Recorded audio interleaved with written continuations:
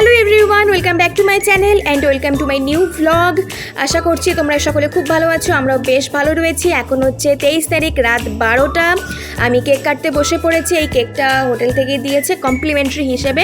এটা coffee cake ছিল, মোটামুটি খেতে ছিল, খুব একটা ভালো বলবো না। তবে এই সমস্ত বন্দোবস্ত করেছে অর্পণ, আর প্রচুর গান ফান চালিয়েছিল, যেটা নিলে কপিরাইট চলে আসবে। তাই আমার ভয়েস ওভারটা একটু শুনে নাও।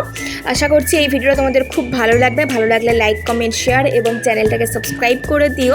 প্রচুর ছবি তোলা হয়েছে, প্রচুর রিলস বানানো হয়েছে, যেগুলো তোমরা আমার ফেসবুক আইডি কস্তুরী ব্যানার্জি রয়ে দেখতে পেয়ে যাবে, এবং ইনস্টা আইডি টকঝাল মিষ্টি কাপেল নামিয়ে রয়েছে, ওখানেও দেখতে পেয়ে যাবে। তো প্লিজ ওই দুটোকে একটু ফলো করে দিও। আমরা ভীষণ এনজয় করেছি, আর রাত 12টার সময় 5 স্টার হোটেলে বসে কেক কাটার অনুভূতিটা সত্যি অন্যরকম। অর্পণকে ধন্যবাদ দিয়ে ছোট করব না, তবে এই সারপ্রাইজটা সত্যি ভীষণ ভালো ছিল।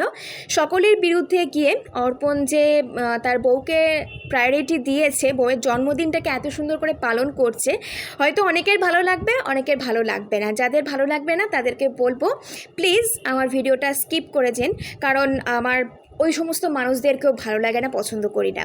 আমি যতটা না খুশি হয়েছি, অর্পণ তার থেকে বেশি খুশি হয়েছে। দেখতে পাচ্ছ হাত পা ছুড়ে নাচানাচি করছে।